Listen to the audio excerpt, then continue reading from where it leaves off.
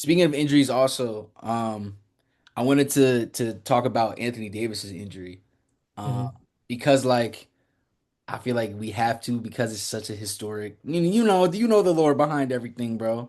So it's like the Mavericks right now. You could argue that they're underperforming.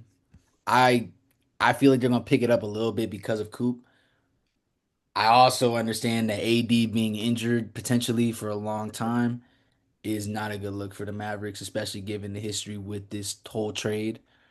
Um, I wanted to get your perspective on this, especially as like a med student, and like also like a view on the Mavs, because I get why Mavericks fans would be upset right now, but you have Cooper Flag, so it's like Bro, you this is you like want this to is so crazy, bro. Like he, cause what he the thing was he was listed as like probable with an Achilles before the game too, right? Like he was yeah, listed yeah, with yeah, probable yeah. with an And Achilles, they're and then like actually one more thing. My fault, I didn't mean to cut you no, off. you cool, you People good. were people were asking should the NBA start an Achilles protocol like similar to the NFL concussion protocol. I actually wanted to ask you about that.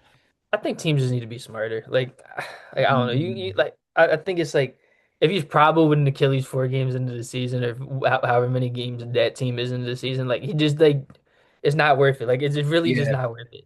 yeah, Especially Anthony Davis, who yeah, like has had issues like that throughout his career. So then he gets hurt in the game, and he was not expected to play tomorrow. And like I don't know. I wish the best for him, but it never made sense to me the trade where they're like, oh, we don't trust Luca's like long term health or whatever. Like that was one angle they took at it, and the guy you're getting back is Anthony Davis. And I think Anthony Davis is a really good basketball player, but I'm kind of just like, for bro, sure. like, Yeah. I mean, we ranked him. We ranked him as one of the best bigs. But I yeah, remember yeah, our we big did, thing was like if he could stay healthy. You know what I'm saying?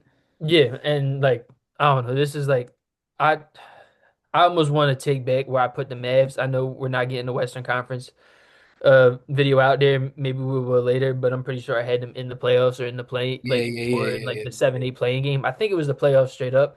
Now I'm worried that they're like a 9-10 playing team. I don't know. It might be an overreaction this early in the season, but I don't like how they're playing Cooper Flag at point guard. Like I don't Me like the neither. depth they had there.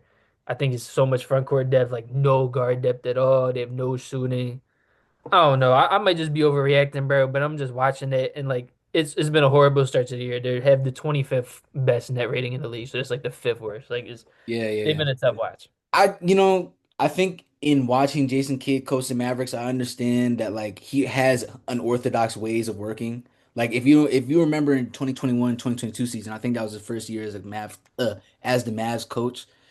They had I forget if it was one of the worst defenses or one of the worst offenses. And they were trying to figure it out, and then they figured it out, it clicked, and then it led into the postseason, and that's why, they beat Phoenix, got into the conference finals. So like I try to I try to come with a mentality when it comes to Jason Kidd, where like he kind of think he coaches in like an abstract way. So you kind of have to feel it out. Not saying that it might be the best for some teams, but it has led to some success. Yeah, Even though I in the like beginning, Kid for what it's worth. I'm like,